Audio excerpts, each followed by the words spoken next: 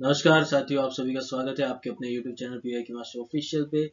जैसा कि हमारी राजस्थान ज्योग्राफी की जो पीवाई की सीरीज चल रही है उसकी आज हमारी क्लास नंबर 13 है और हमारा जो टॉपिक है वो है राजस्थान के वन एवं वनस्पति, जिसमें हम कवर करेंगे 70 पीवाई क्यू प्रश्न जो 2020 से लेकर 2024 के अलग अलग एग्जाम्स में, जो राजस्थान स्टेट लेवल के जो एग्जाम्स है उसमें इस टॉपिक से संबंधित जितने भी प्रश्न आए हैं वो सब यहाँ पे कवर किए हैं। और इसी के साथ में इन क्वेश्चंस के जो आवश्यक व्याख्याएं हैं वो भी यहाँ पे हमने ऐड की हैं। और उसके अलावा हमने कुछ टेबल या शॉर्ट नोट्स हम बोल सकते हैं वो भी यहाँ पे ऐड किया है, और मैप भी यहाँ पे हमने ऐड किया है जो आपके समझने के लिए और खास तौर से आपका जो कॉन्सेप्ट है वो यहाँ पे क्लियर हो जाएगा क्वेश्चंस के साथ।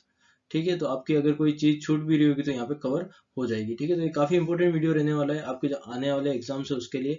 और यहाँ पे एक चीज आप ये भी रखिएगा कि आपके जो स्कोर है, आप क्वेश्चंस सॉल्व करते जाइएगा साथ साथ, और अपना अपना जो स्कोर है वो प्लीज कमेंट बॉक्स में जरूर लिखिएगा। और वीडियो अच्छा लगा तो please like share and subscribe जरूर कीजिएगा। तो शुरू करते हैं। पहला प्रश्न हमारा यहाँ पे है, राजस्थान सरकार ने जलवायु परिवर्तन नीति की शुरुआत कब की थी? तो जो जलवायु परिवर्तन नीति है राजस्थान में वो शुरू हुई है 2023 में। तो हमारा जो सही उत्तर आएगा वो क्या आएगा? ऑप्शन नंबर 4, और ये असिस्टेंट प्रोफेसर 2024 का प्रश्न है। आगे चलते हैं, दूसरा प्रश्न देखते हैं। प्रश्न दूसरा है, राजस्थान हरित हाइड्रोजन नीति कब से प्रभाव में आई? हरित हाइड्रोजन नीति ये कब से प्रभाव में आई, ये हमको बताना है। तो यहाँ 29 दिसंबर 2023 से लागू हुई है, मतलब कि हमारा जो दूसरा ऑप्शन यहाँ पे है वो क्या है? सही है। तो ये डेट भी यहाँ पे ध्यान रखनी है, 29 सितंबर 2023 से ये क्या हुई है? नीति लागू हुई है हरित हाइड्रोजन। और यहाँ भी असिस्टेंट प्रोफेसर 2024 का प्रश्न है। क्वेश्चन नंबर 3 यहाँ पे देखते हैं, राजस्थान सरकार द्वारा पहली वन नीति का अनुमोदन कब किया गया? तो पहली वन नीति का अनुमोदन जो है वह 18 फरवरी 2010 को किया गया था। और यहाँ घोषित करने वाला देश का पहला राज्य कौन बना था? राजस्थान पहला राज्य बना था। तो ये काफी इंपॉर्टेंट है। तो पहली वन नीति राजस्थान में कब लागू की गई? 2010 में। ठीक है, वो भी कब? फरवरी 2010 में। तो पहला ऑप्शन यहाँ पे सही उत्तर होगा, और यहाँ राजस्थान पहला राज्य बना। असिस्टेंट प्रोफेसर 2024 का प्रश्न है। क्वेश्चन नंबर 4 यहाँ पे देखते हैं, राजस्थान सरकार ने किस वर्ष राजस्थान राज्य पर्यावरण नीति बनाई? तो ये अभी हमने देखा कि कब बनाई गई? 2010 में, फरवरी 2010 में। और यह कृषि अधिकारी 2021 का प्रश्न है। तो काफी इंपोर्टेंट है, ये 2 बार रिपीट हो चुका है। क्वेश्चन नंबर 5 यहाँ पे देखते हैं, राजस्थान सरकार ने किस वर्ष राजस्थान जैविक विविधता नियम बनाए तथा राजस्थान राज्य जैव विविधता बोर्ड की स्थापना की? तो ये बहुत काफी इंपोर्टेंट प्रश्न है। राजस्थान जैव विविधता नियम, एक तो क्या बना है? रूल्स बना है, और साथ में क्या है? बोर्ड, जैव विविधता बोर्ड का भी यहाँ पे स्थापना की गई। ये दोनों चीजें कब की गई है? यहाँ की गई है 14 सितंबर 2010 को। तो ये डेट भी हमको ध्यान रखनी है, 2010 तो खास तौर से हमको ध्यान रखना है। तो यहाँ पे ऑप्शन तीसरा यहाँ पे सही होगा। और यहाँ राजस्थान पुलिस कांस्टेबल 2022 में भी आ चुका है, लाइब्रेरियन ग्रेड सेकंड 2020 में भी आ चुका है। तो काफी इंपोर्टेंट प्रश्न है। रूल्स और बोर्ड दोनों कब हुई? 2010 में। क्वेश्चन नंबर 6, राजस्थान में किस प्रकार के प्रशासनिक वन क्षेत्र सर्वाधिक पाए जाते हैं? तो यहाँ पे अगर हम देखें तो एक टेबल भी हमने यहाँ पे बना रखी है। राज्य वन अधिनियम 1953 के अनुसार 3 भागों में एक तो वर्गीकृत किया गया प्रशासनिक आधार पर, और जिसमें आरक्षित वनों का जो क्षेत्र है वो 36.99% है, जो उदयपुर में सर्वाधिक पाए जाते हैं। और उसके बाद बात करें संरक्षित या फिर रक्षित वन, और वो 56.51%, और ये सबसे ज्यादा 12 में पाए जाते हैं। उसके बाद अवर्गीकृत वनों की बात की जाए तो ये 6.50% बीकानेर में सर्वाधिक पाए जाते हैं। अब यहाँ पे पूछ रहा है कि वहाँ वन क्षेत्र सर्वाधिक पाए जाते हैं, तो यहाँ पे रक्षित वन हम देख सकते हैं कि सबसे अधिक पाए जाते हैं, मतलब कि जो हमारा चौथा ऑप्शन है सुरक्षित वन, ये सर्वाधिक पाए जाते हैं, मतलब चौथा ऑप्शन सही होगा। और ये थर्ड ग्रेड एसएसटी 2023 में प्रश्न आ चुका है। क्वेश्चन नंबर 7, निम्नलिखित में से किस जिले में अधिकतम आरक्षित वन है? ये अभी हमने टेबल में देखा कि सर्वाधिक उदयपुर में आरक्षित वन है, और ये पहला ऑप्शन नंबर यहाँ पे सही होगा। सीईटी 2023 का एक प्रश्न है। क्वेश्चन नंबर 8 यहाँ पे देखते हैं, कौन सी श्रेणी प्रशासनिक दृष्टि से राजस्थान के वनों की श्रेणी में नहीं है? तो अभी हमने 3 प्रकार की चीजें देखी, जिसमें एक तो सुरक्षित या रक्षित वन, एक आरक्षित, और एक अवर्गीकृत। पर वहां पे वर्गीकृत का कोई ऑप्शन नहीं था, मतलब कि ये ऑप्शन हमारा क्वेश्चन के हिसाब से क्या होगा? सही होगा तीसरा। और ये थर्ड ग्रेड L1 2023 में आ चुका है, लेब असिस्टेंट 2022 में आ चुका है। क्वेश्चन नंबर 9 यहाँ पे देखते हैं, वन संरक्षण और वन्य जीव संसाधनों के संदर्भ में किस प्रकार के वनों को सबसे मूल्यवान माना गया है। तो क्वेश्चन नंबर 9 का जो सही उत्तर आएगा वो आएगा आरक्षित वन सबसे ज्यादा मूल्यवान रिजर्व्ड फॉरेस्ट जो है उनको माना गया है। ठीक है, जो सर्वाधिक कहाँ पाए जाते हैं, उदयपुर में पाए जाते हैं, और उनका प्रतिशत क्या है, 36.99%। ठीक है, ये एरिया जो है राजस्थान का इतना एरिया कवर करते हैं, और ये पशु परिचय 2024 का प्रश्न है। क्वेश्चन नंबर 10 यहाँ पे देखते हैं, कौन सा वन और वन्य जीव संसाधन नहीं है। तो सॉरी, ये वन्य जीव संसाधन, ये थोड़ी सी टाइपिंग मिस्टेक है। इसमें जो वर्गीकरण किया गया, अभी हमने देखा रक्षित वन वर्गीकृत किए गए हैं, आरक्षित और अवर्गीकृत। देशज और स्थानीय वन का यहाँ पे कोई वर्गीकरण हमने नहीं देखा है, तो ऑप्शन 4 यहाँ पे सही उत्तर होगा। और पशु परिचर 2024 का प्रश्न है। क्वेश्चन नंबर 11 यहाँ पे देखते हैं, सरकारी और निजी व्यक्तियों अथवा समुदायों से संबंधित वन और अकृषि भूमि कहलाती है। अकृषि, जहाँ कृषि न की जाए, वो भूमि क्या कहलाती है, तो वो भूमि जो है वो आती है अवर्गीकृत। अवर्गीकृत वनों में जो लगभग 6% के आसपास है, 6.50, उसमें ये जो सरकारी और निजी व्यक्ति द्वारा जो अकृषि भूमि है वो इसमें गिनी जाती है। ठीक है, तो ये अवर्गीकृत वन 6.50%। पशु परिचय 2024 का ये प्रश्न है। क्वेश्चन नंबर 12, राजस्थान के निम्नलिखित में से कौन से जिलों में उष्णकटिबंधीय शुष्क पतझड़ी वन पाए जाते हैं। तो उष्णकटिबंधीय शुष्क पतझड़ी वन जो है वो हमारे दक्षिणी भाग में एक तो, और एक पूर्वी भाग में उदयपुर, बांसवाड़ा और कोटा, ये जो क्षेत्र है यहाँ पर उष्णकटिबंधीय पतझड़ी शुष्क पतझड़ी वन पाए जाते हैं, और ये सेकंड ग्रेड 2022 में आ चुका प्रश्न। क्वेश्चन नंबर 13 यहाँ पे देखते हैं, राजस्थान में उप उष्णकटिबंधीय पहाड़ी वन में पाए जाने वाले वृक्षों का चयन कीजिए। तो उप उष्णकटिबंधीय जो क्षेत्र है, पहाड़ी वन जो है, वहां पर खास तौर से आम और नीम, ये दो वृक्ष जो है मुख्य रूप से पाए जाते हैं। CET 10+2 2024 का प्रश्न है। क्वेश्चन नंबर 14 यहाँ पे देखते हैं, राजस्थान में सुरक्षित और रक्षित वनों का प्रतिशत कितना है। तो अभी हमने देखा था कि सुरक्षित और रक्षित वनों का जो प्रतिशत है वो कितना है, 56.49%। लगभग ये प्रतिशत किसका है, जो हमारे सुरक्षित और रक्षित वन है उनका। तो ये ध्यान रखना हमको। JEN सिविल डिग्री 2022 में प्रश्न आ चुका है। क्वेश्चन नंबर 15 यहाँ पे देखते हैं, किन जिलों में मिश्रित पर्णपाती वन पाए जाते हैं। तो जो मिश्रित पर्णपाती वन, जो पतझड़ी वन है, वो अभी हमने देखा भी था, उदयपुर, कोटा, बूंदी, चित्तौड़, सिरोही, जो दक्षिण का एरिया है, जो पूर्वी पठारी एरिया, उस क्षेत्र में मिश्रित पर्णपाती वन पाए जाते हैं। पहला ऑप्शन यहाँ पे सही होगा। थर्ड ग्रेड 2023 में प्रश्न आ चुका है। क्वेश्चन नंबर 26 यहाँ पे देखते हैं, खेजड़ी वन वनस्पति प्रजाति वृक्ष डैश वनों में पाए जाते हैं। तो खेजड़ी जो वृक्ष है वो कौन से वनों में, किस प्रकार के वनों में पाए जाते हैं। तो जो कटीले वन होते हैं वहां पे खेजड़ी जो वृक्ष वो पाया जाता है। खास करके जो शुष्क एरिया है, जो मरुस्थलीय एरिया है, वहां पे खेजड़ी वृक्ष पाया जाता है। जोधपुर का एरिया है, जैसलमेर का एरिया है, वहां पे ये वृक्ष पाए जाते हैं। तो हमारा तीसरा ऑप्शन जो है यहाँ पे सही होगा। और यहाँ पे हम देख भी सकते हैं, कुछ व्याख्या हमने लिख रखी है। उष्णकटिबंधीय कटीले वनों में मुख्य वनस्पति जो है, एक तो खेजड़ी, बबूल, थोर, केर, कंकर, बेर, फोक, ये कुछ जो कटीले कटीले वृक्ष जो हैं वो मुख्य रूप से यहाँ पे पाए जाते हैं। ये शुष्क मरुस्थलीय क्षेत्र में पाए जाते हैं। तो काफी इंपॉर्टेंट प्रश्न है ये। व्याख्या में जो वृक्ष दे रखे हैं वो भी काफी इंपॉर्टेंट है, तो ये ध्यान रखना। वन रक्षक 2022 का प्रश्न है। क्वेश्चन नंबर 17 यहाँ पे देखते हैं, राजस्थान के किस क्षेत्र में उष्णकटिबंधीय कटीले वन मिलते हैं। तो यहाँ पे थोड़ा सा करेक्शन है, बूंदी की जगह यहाँ ऑप्शन में चूरू है, और चूरू ही अपना सही उत्तर है। उष्णकटिबंधीय कटीले वन कहाँ पर मिलेंगे, यही एक शुष्क एरिया है, जो इन शुष्क जिला है इन चारों की अगर बात करें तो चूरू जो है वहां पर उष्णकटिबंधीय कटीले वन मिलते हैं। और यहाँ पे कुछ व्याख्या में लिख भी रखा है कि उष्णकटिबंधीय कटीले वन राजस्थान के शुष्क एवं अर्ध शुष्क क्षेत्र में पाए जाते हैं, जहाँ कम वर्षा होती है और कटीली झाड़ियां प्रमुख वनस्पति होती है, जो अभी हमने देखा भी था कुछ उदाहरण, केर और ये सब। लैब असिस्टेंट 2022 में प्रश्न आ चुका है। क्वेश्चन नंबर 18 यहाँ पे देखते हैं, सेवन, धामन और करड़ डैश है। ये क्या है, सेवन, धामन, और ये घास के प्रकार है। ये क्या है, घास के प्रकार हैं। सेवन तो हम पढ़ते भी हैं खासतौर से। सेवन, धामन, करड़, ये मरुस्थलीय क्षेत्र में पाई जाने वाली क्या है, घासें हैं, जो पशुओं के लिए महत्वपूर्ण चारा प्रदान करती है। और ये CET ग्रेजुएशन 2024 में प्रश्न आ चुका है। क्वेश्चन नंबर 19 यहाँ पे देखते हैं, उष्णकटिबंधीय कंटीदार वन राजस्थान के किस क्षेत्र में पाए जाते हैं? तो उष्णकटिबंधीय कंटीदार जो कटीले वन है वो कहाँ पाए जाएंगे? जैसलमेर में, क्योंकि यही क्या है, इन चारों में शुष्क क्षेत्र है, शुष्क जिला है। ठीक है, तो पश्चिमी राजस्थान के मरुस्थलीय जिलों जैसे जैसलमेर, बाड़मेर, बीकानेर, नागौर आदि में पाए जाते हैं। CET 2024 में 10+2 में प्रश्न आ चुका है। क्वेश्चन नंबर 20 देखते हैं, राजस्थान में उष्णकटिबंधीय वन न होने वाले क्षेत्र का चयन करें। उष्णकटिबंधीय वन कहाँ पे नहीं है?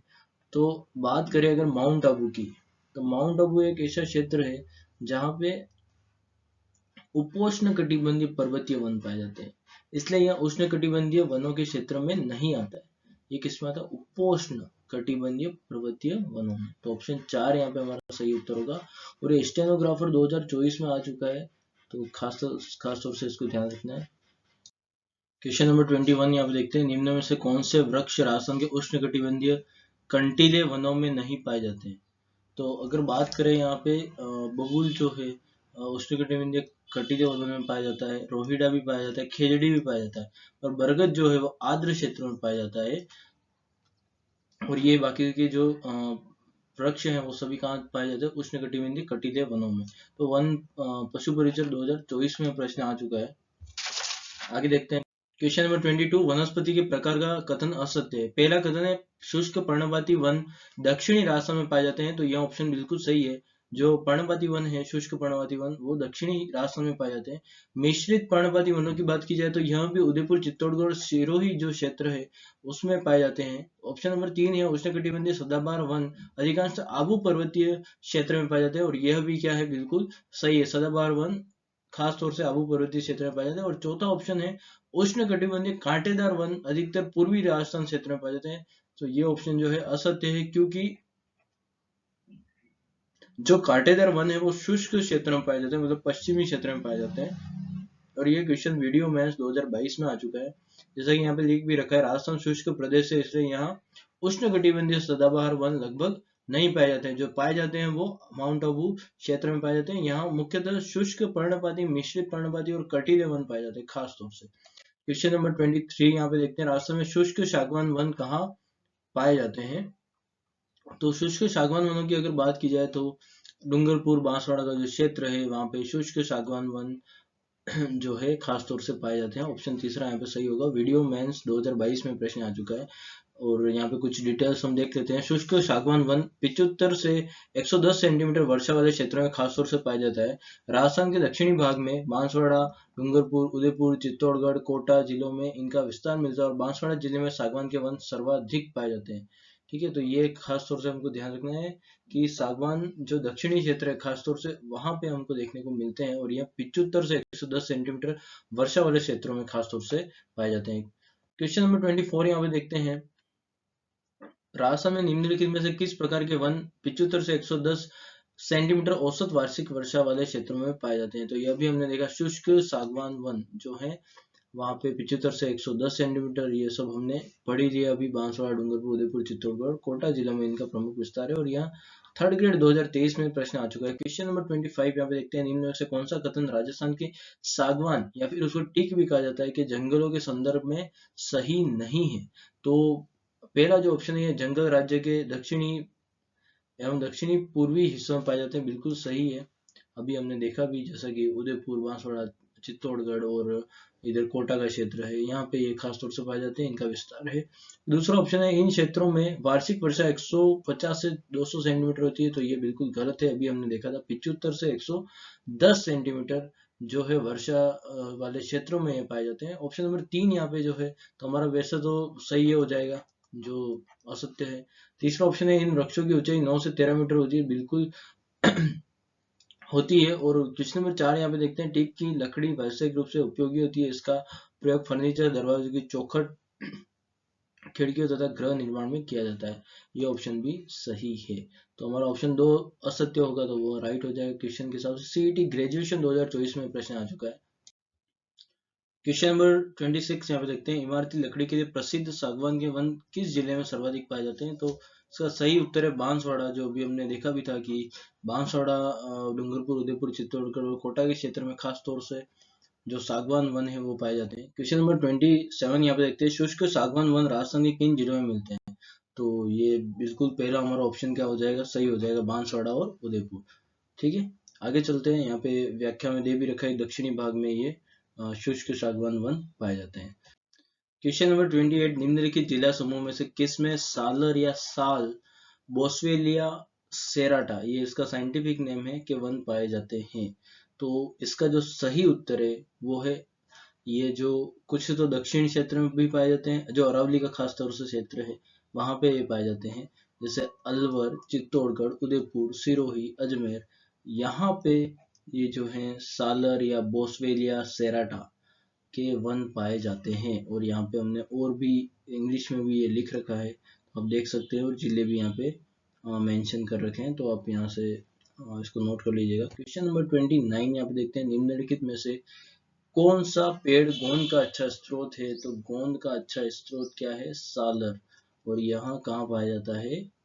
अरावली की पहाड़ियों में। ठीक है, तो यहाँ पे गोंद औषधीय और औद्योगिक उपयोगों में भी ये काम आता है, और यह गोंद का एक अच्छा स्रोत भी है। क्वेश्चन नंबर 30 यहाँ पे देखते हैं, निम्न में से राजस्थान के किस क्षेत्र में सालर वन नहीं पाए जाते हैं? तो सालर वन जो है, जैसे अभी हमने देखा कि जो अरावली का क्षेत्र है, अरावली पर्वतमाला का, उसमें ये पाए जाते हैं। तो अजमेर, उदयपुर, पाली, इन तीनों में तो पाए जाते हैं, पर जैसलमेर किसका क्षेत्र है? मरुस्थलीय क्षेत्र है, तो यहाँ पर सालर के वन नहीं पाए जाते हैं, तो ये हमको ध्यान रखना है।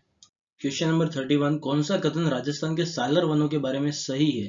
तो पहला ऑप्शन देखते हैं, चीड़ इन वनों का प्रमुख वृक्ष है, तो यहाँ गलत है।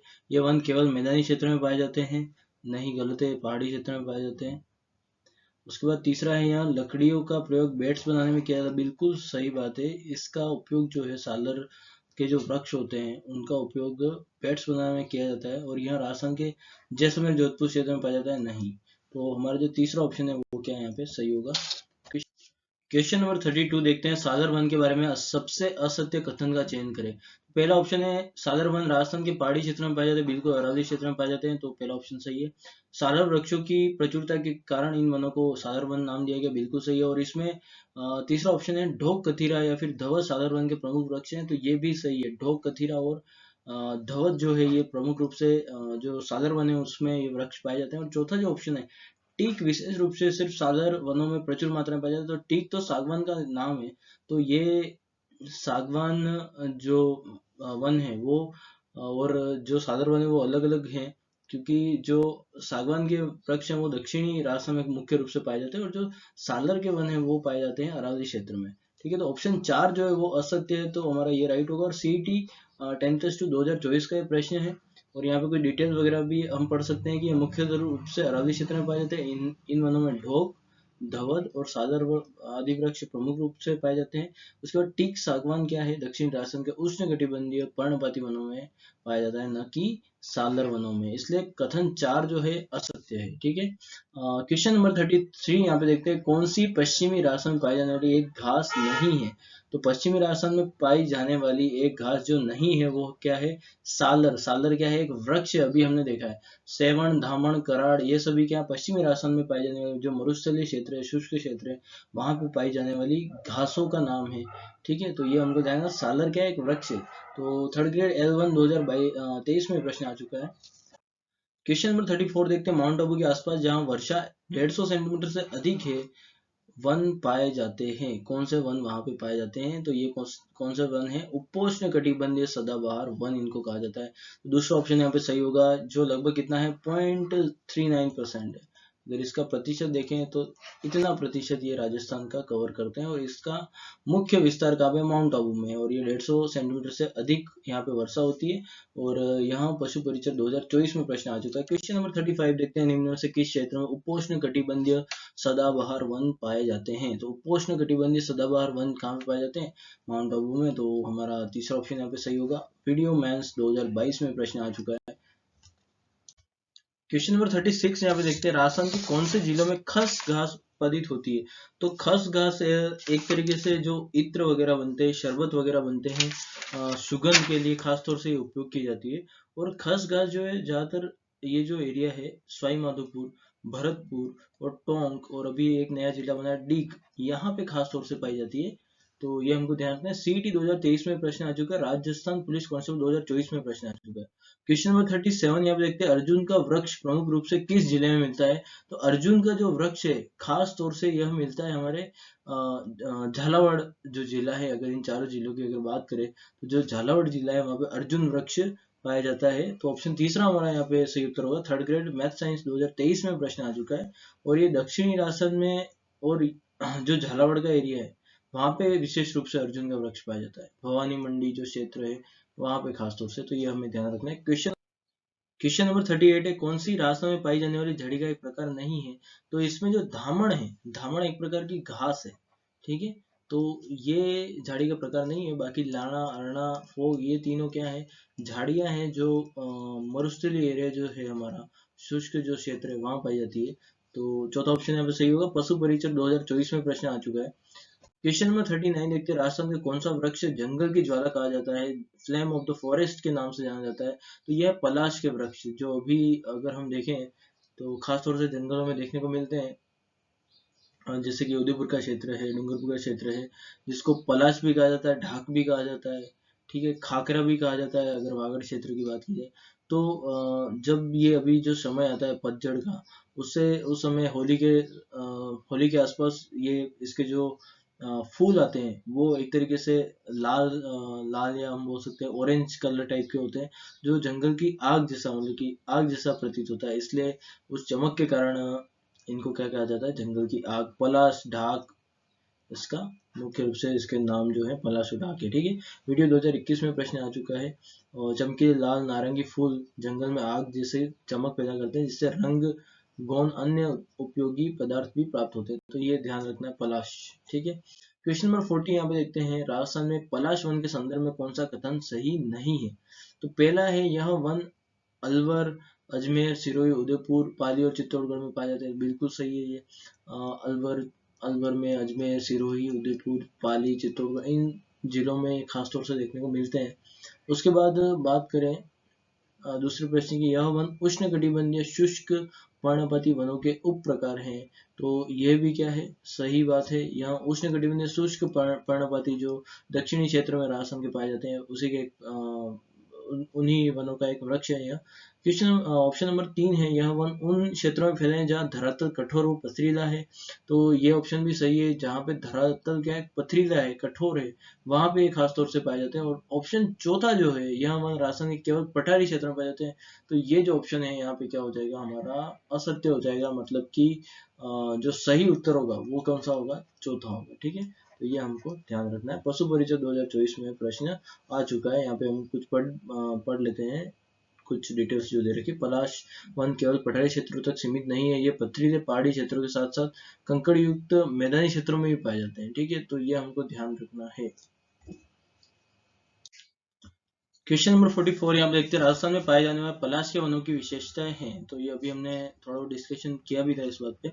यहाँ पे देखते हैं, यह वन उन क्षेत्रों में फैला है जहाँ धरातल पथरीला है, कठोर है। बिल्कुल सही ऑप्शन है ये। उसके बाद दूसरा है, ये पहाड़ियों के उन क्षेत्रों में प्रचुर मात्रा में पाए जाते हैं जहाँ पठारी भूमि उपलब्ध है। बिल्कुल यह ऑप्शन भी यहाँ पे क्या होगा? सही होगा।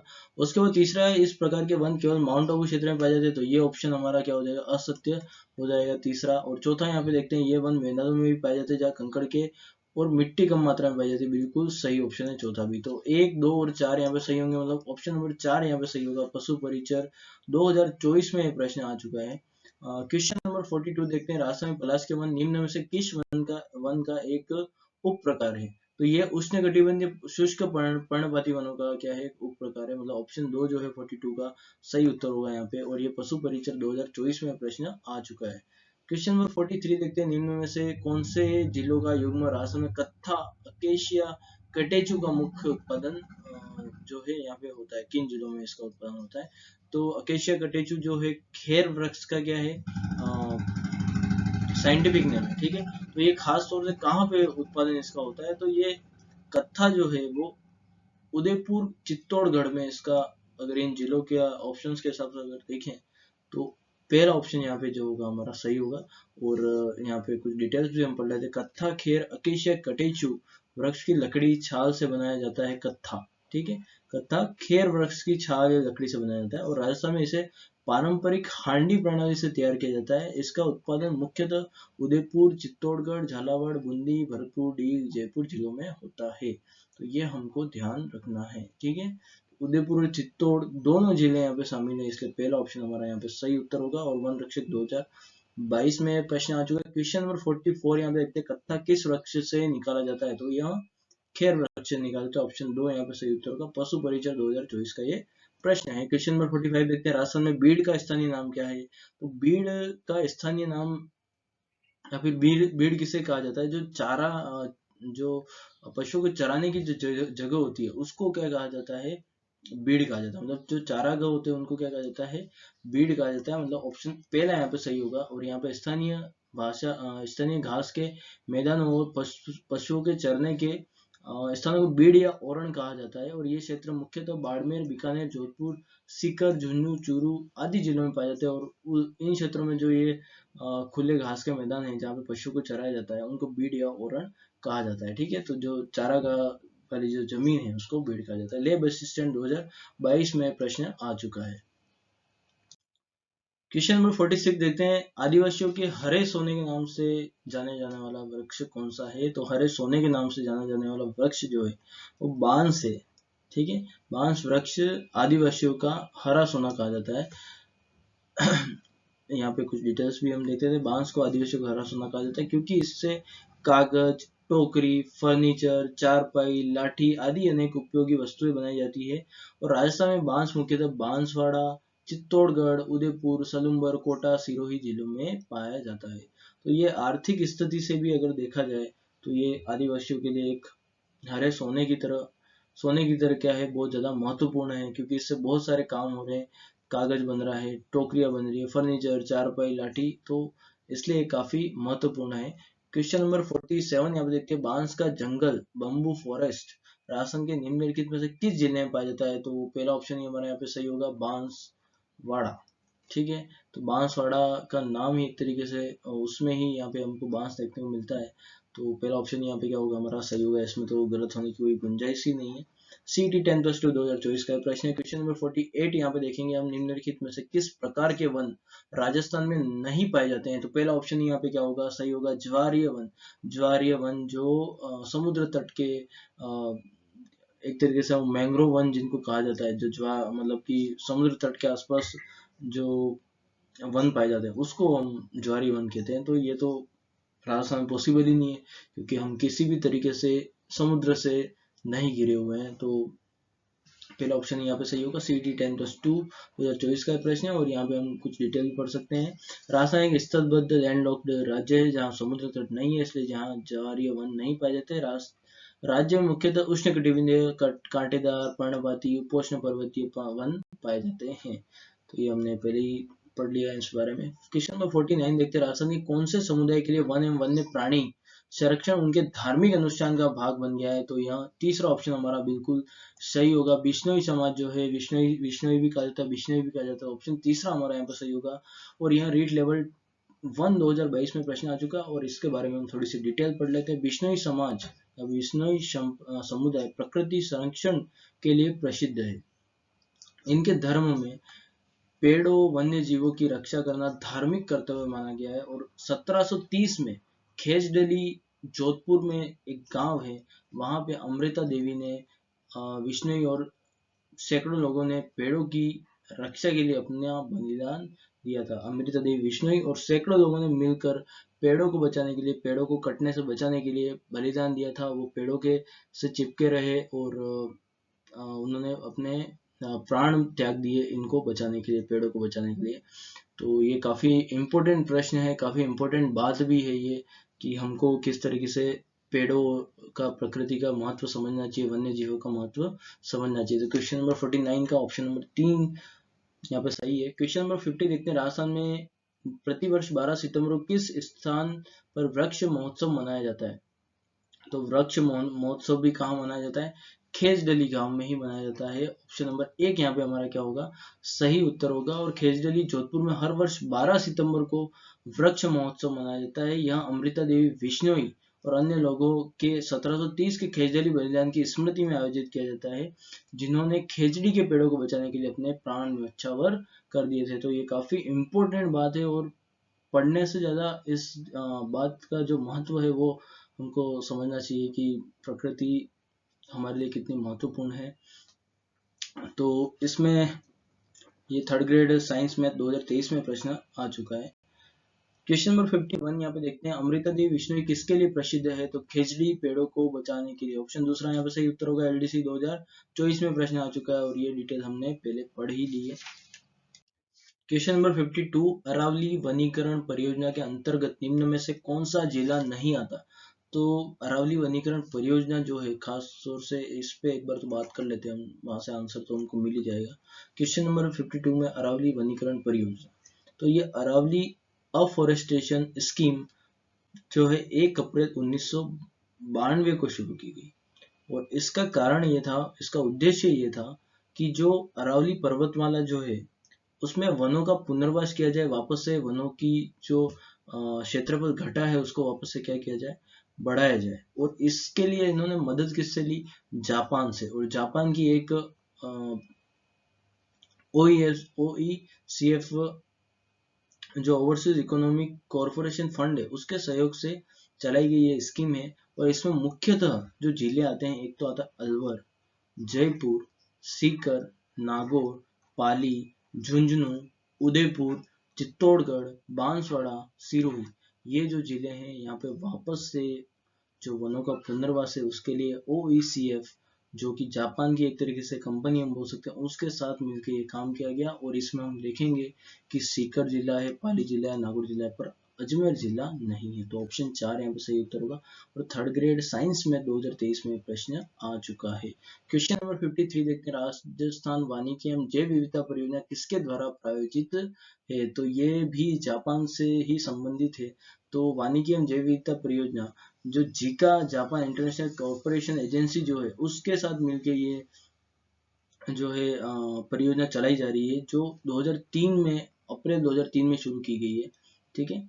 और इसके अंतर्गत वृक्षारोपण, जैव विविधता संरक्षण, भूजल संरक्षण, गरीबी उन्मूलन, आजीविका संवर्धन के कार्य किए जाते हैं। और इसका प्रथम चरण जुलाई 2008 में पूरा हुआ था और बाद में दूसरे चरण को आगे बढ़ाया गया था। ठीक है। तो ये हमको ध्यान रखना है कि राजस्थान वानिकी एवं जैव विविधता परियोजना चालू क्यों की गई है? ताकि वृक्षारोपण हो सके, जैव विविधता का संरक्षण हो सके, गरीबी उन्मूलन हो सके, आजीविका का भी क्या हो सके, संवर्धन हो सके। तो ये हमको ध्यान रखना है। और ये GICA इसको हम बोलते हैं, मतलब कि जी का। तो ऑप्शन 4 है उसे उत्तर होगा, लैब असिस्टेंट होम साइंस 2022 में ये प्रश्न आ चुका है। क्वेश्चन नंबर 54 पे चलते हैं, कौन सा कथन असत्य है? कथन की बात की जाए तो कौन सा कथन यहाँ पे असत्य है? तो पहला है यहाँ पे जवाहर सागर अभ्यारण्य कोटा बूंदी चित्तौड़गढ़ में है, तो बिल्कुल ऑप्शन पहला सही है। केसरबाग वन्य जीव अभ्यारण्य धौलपुर में, बिल्कुल सही है। तीसरा ऑप्शन है अर्ध उष्णकटिबंधीय सदाबहार वनों को मानसून वन भी कहा जाता है, बिल्कुल ये भी सही है। जो सदाबहार वन है उनको मानसून वन भी कहा जाता है। और जो 54 का जो चौथा ऑप्शन है, राजस्थान का कल्प वृक्ष रोहिड़ा है, नहीं, राजस्थान का कल्प वृक्ष क्या है? खेजड़ी है। ठीक है। तो ऑप्शन 4 यहाँ पे हमारा क्या हो जाएगा, प्रश्न के हिसाब से सही उत्तर होगा, कि यहाँ असत्य है। तो यहाँ पे और भी खेजड़ी के बारे में हम थोड़ा वो डिटेल देख लेते हैं। ये खेजड़ी को ही राजस्थान का कल्प वृक्ष कहा जाता है और इसका जो नाम है, साइंटिफिक नाम, ये भी कभी कभी पूछ लिया जाता है, प्रोसोपिस सिनेरेरिया खेजड़ी का क्या है, साइंटिफिक नाम है। और उसके आगे आगे और यहाँ पढ़ते हैं, यह पेड़ मरुस्थलीय क्षेत्र में मनुष्य पशु दोनों के लिए क्या अत्यंत उपयोगी है। ठीक है। और रोहिड़ा के बारे में क्या है, रोहिड़ा को मरुस्थल का सागवान कहा जाता है, न कि कल्प वृक्ष। मतलब चौथा ऑप्शन हमारा यहाँ पे सही होगा। और रीट लेवल 2 2022 में प्रश्न आ चुका है, तो काफी इंपोर्टेंट प्रश्न है। क्वेश्चन नंबर 55 देखते हैं, विश्व जैव विविधता दिवस कब मनाया जाता है? देश को मनाया जाता है। तो 55 का जो सही उत्तर है वो है 22 मई को, जो है हमारा जैव विविधता दिवस वर्ल्ड में जो मनाया जाता है वो कब मनाया जाता है? 22 मई को। लैब असिस्टेंट ज्योग्राफी 2022 का ये प्रश्न है। क्वेश्चन नंबर 6 यहाँ पे देखते हैं, राजस्थान में संयुक्त वन प्रबंधन जॉइंट फॉरेस्ट मैनेजमेंट कब प्रारंभ हुआ? तो इसका जो सही उत्तर है वो है 1991 में। यहाँ पे और भी हम डिटेल दे सकते हैं, इसको शॉर्ट में JFM भी कहा जाता है। ये 15 मार्च 1991 को शुरू किया गया और इस योजना में स्थानीय लोगों की भागीदारी से वन संरक्षण एवं विकास किया जाना था। तो ये मतलब जो लोकल लोग हैं उनसे मिलकर वन संरक्षण और उस वनों का विकास भी किया जा सके, तो ये काम जो है JFM के अंतर्गत किया जा रहा था। और ये 1991 15 मार्च को ये जो है योजना शुरू हुई। और ये लेविस्टेंट होम साइंस 2022 का प्रश्न है। क्वेश्चन नंबर 57 देखते हैं, 2021 में राजस्थान के कौन से जिले में सर्वाधिक क्षेत्र में सघन वन पाए जाते हैं? तो अभी लेटेस्ट जो वन गणना उसके अनुसार जो सर्वाधिक क्षेत्र में सघन वन पाए जाते हैं वो अलवर में पाए जाते हैं। तो ये हमारा ऑप्शन नंबर 3 यहाँ पे सही उत्तर होगा। वन रक्षक 2022 का ये प्रश्न है। क्वेश्चन नंबर 58, निम्नलिखित में किस शहर में विश्व वानिकी उद्यान स्थित है? तो विश्व वानिकी उद्यान जो है हमारे जयपुर में स्थित है और हमारी राजधानी में।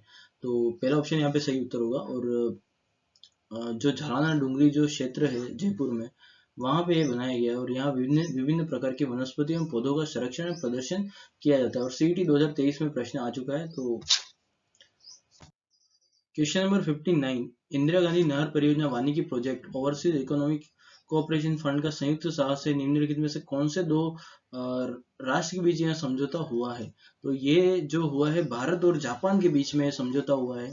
तो ये हमें ध्यान रखना है। इंदिरा गांधी नहर क्षेत्र वृक्षारोपण चारागाह विकास परियोजना 1991 से 2000 तक संचालित की गई थी। और यह परियोजना जापान के OECF JBIC के वित्तीय सहयोग से भारत और जापान के बीच समझौते के आधार पर चलाई गई। तो ये काफी इंपॉर्टेंट प्रश्न है, इसको आप ध्यान रखिएगा। CET 2023 में प्रश्न आ चुका है। ये परियोजना 91 से 2000 तक चलाई गई है, ठीक है। और इसमें सपोर्ट किसका है?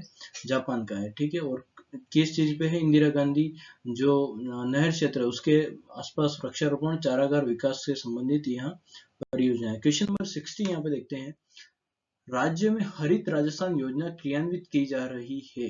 तो हरित राजस्थान योजना जो है सीधे सीधे वन क्षेत्र को बढ़ाने से संबंधित है। तो हमारा यहाँ पे ऑप्शन 2 यहाँ पे सही उत्तर होगा। और यहाँ पे कुछ डिटेल और पढ़ लेते हैं कि हरित राजस्थान ये जो योजना है यह 18 जून 2009 को शुरू की गई थी और इसका मुख्य उद्देश्य राज्य में वृक्षारोपण को बढ़ावा देकर वन क्षेत्र बढ़ाना तथा पर्यावरण संरक्षण करना है।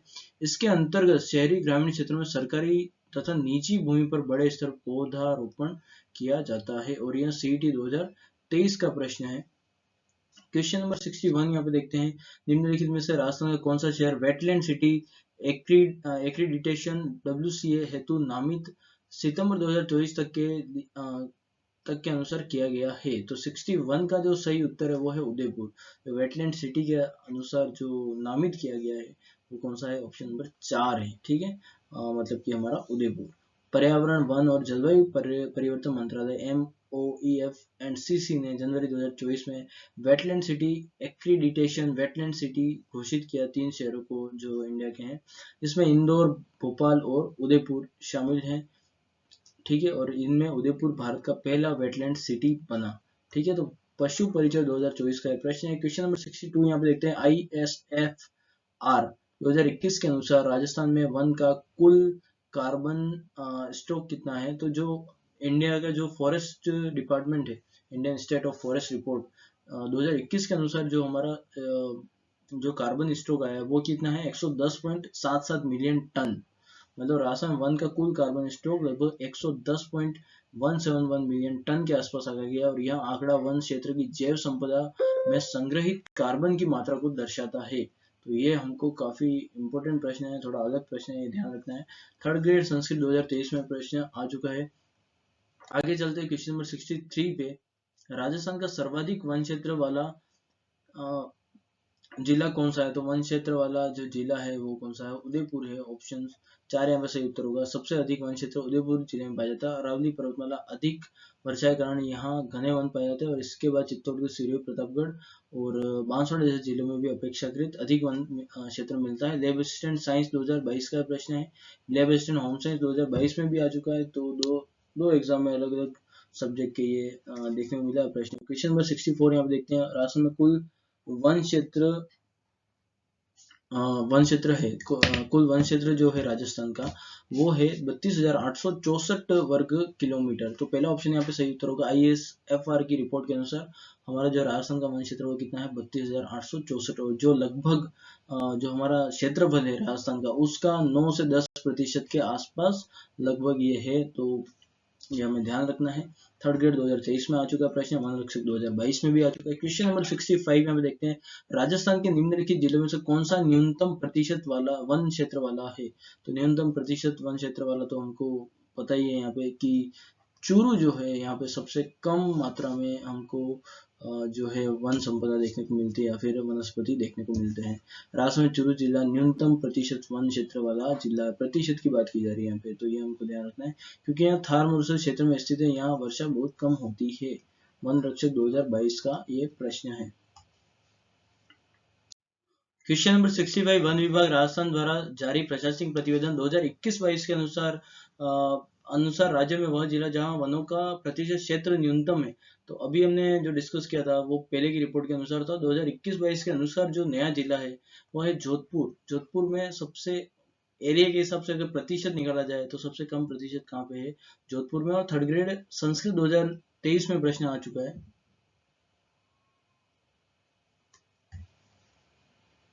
क्वेश्चन नंबर 67 यहाँ पे देखते हैं, निम्न में से कौन सा जिलों का समूह राजस्थान में सर्वाधिक कुल वन क्षेत्र रखता है। तो पहले तो हमको ये देखना है कि सबसे ज्यादा एक तो उदयपुर तो हो गई, उसमें उदयपुर होगा तो मतलब तीसरा और चौथा ऑप्शन तो सीधे सीधे गलत हो जाते हैं।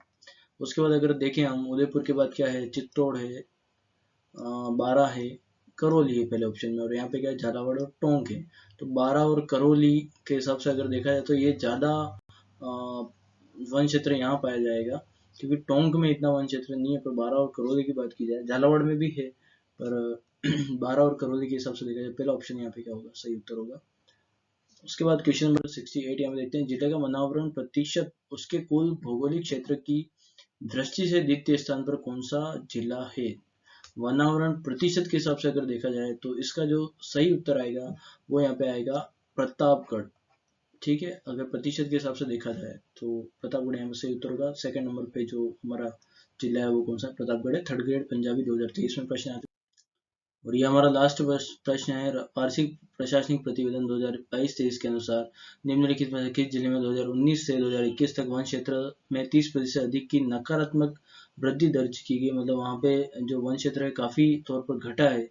तो इसका उत्तर आप देख ही सकते हो, यहाँ पे लिखा हुआ है तो के बीच जालोर जिले में वन क्षेत्र में लगभग 32.46 वर्ग किलोमीटर की नकारात्मक वृद्धि दर्ज की गई, 30% से अधिक।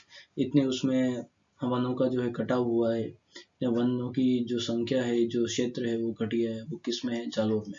ऑप्शन तीसरा यहाँ पर सही उत्तर होगा। असिस्टेंट प्रोफेसर 2024 में ये प्रश्न आ चुका है। इसी के साथ हमारे जो प्रश्न है यहीं पे समाप्त होते हैं।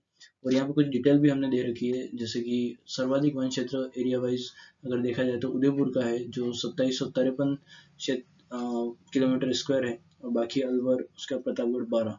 और सर्वाधिक वन क्षेत्र एरिया के हिसाब से तो ये था, और ये प्रतिशत के हिसाब से देखा जाए तब भी उदयपुर में है। उसके बाद प्रतापगढ़ है प्रतिशत के साथ, तीसरा सिरोही, फिर चौथा करौली। तो ये हमको ध्यान रखना है कि प्रतिशत में अलग चीज है और इसमें अलग चीज है, ठीक है, क्षेत्रफल में। उसके बाद दूसरा है यहाँ पे न्यूनतम वन की बात की जाए तो चूरू है जिसमें 78 किलोमीटर स्क्वायर कम वन क्षेत्र है, और हनुमानगढ़ है, उसके बाद जैसलमेर है, उसके बाद श्रीगंगानगर है। तो ये उसी आसपास के जो जिले हैं। और न्यूनतम वन प्रतिशत की बात की जाए तो उसमें क्या है, जोधपुर है सबसे कम प्रतिशत, उसके बाद झुंझुनू है, जैसलमेर है, बीकानेर है। तो ये हमको थोड़ा सा इन सब के नाम ध्यान रखने हैं। उसके बाद ये हमने देख ही लिया था कि सबसे ज्यादा आरक्षित वन उदयपुर में पाए जाते हैं, 36.99%। रक्षित वन या संरक्षित वन 12 में, 56.51%। अवर्गीकृत वन बीकानेर 6.50। तो ये सिर्फ जो जिलों के नाम है वो तो सिर्फ अधिक वाले हैं, बाकी दूसरे जिलों में भी पाए जाते हैं। पर ये कुछ स्थिति है, अगर हम जो वर्गीकरण है वनों का देखें तो इस तरीके से किया गया है। इसी के साथ हमारी ये जो वीडियो है यहीं समाप्त होती है। पर एक ये चीज हो रही है यहाँ पे कि जो वन है उनका भी यहाँ पे वर्गीकरण किया हुआ है। तो पहला अगर हम देखें उपोष्ण सदाबहार वनों की बात करें तो ये जो माउंट आबू का जो क्षेत्र है ये कौन सा है, नंबर 1 जो है जो लगभग 1% के आसपास इसका जो वन क्षेत्र है, तो ये हमारा पहला सही है। उसके बाद उष्ण सागवान वनों की बात की जाए तो ये जो क्षेत्र है हमारा, एक तो डूंगरपुर बांसवाड़ा का जो क्षेत्र है, और ये हमारा पठारी जो क्षेत्र है, हाड़ौती का पठारी क्षेत्र, ये 7% का लगभग क्षेत्र रखता है। उसके बाद जो मैदानी क्षेत्र है वहाँ पे मानसूनी वन पाया जाता है, उष्ण मानसूनी वन जो लगभग 28% है। उसके बाद ये जो हमारा अर्ध शुष्क जो क्षेत्र है उसमें उष्ण धोक वन पाए जाते हैं 58%। और उसके बाद है मरुद्भिद, मतलब जो झाड़ियाँ होती है, कटीली झाड़ियाँ, मरुद्भिद भी कहा जाता है, जो 6% यहाँ पे है हमारे राजस्थान के कुल क्षेत्रफल का। और ये बांटा गया वर्षा, तापमान और उच्चावच के आधार पर इसका वर्गीकरण किया गया है। इसी के साथ हमारा ये वीडियो यहीं समाप्त होता है। आपका स्कोर जरूर कमेंट में लिखिएगा कि आपके कितने क्वेश्चन यहाँ पे राइट हुए हैं, उससे आपकी तैयारी पता चलेगी। और बाकी के जो साथी हमारे वीडियो देख रहे हैं तो उससे आपका कंपैरिजन भी हो पाएगा। और रासम वन्य जीव संरक्षण जो है हमारा नेक्स्ट टॉपिक रहेगा। वीडियो देखने के लिए बहुत बहुत धन्यवाद। वीडियो अच्छा लगा तो please like share and subscribe जरूर कीजिएगा। मिलते हैं नेक्स्ट वीडियो में।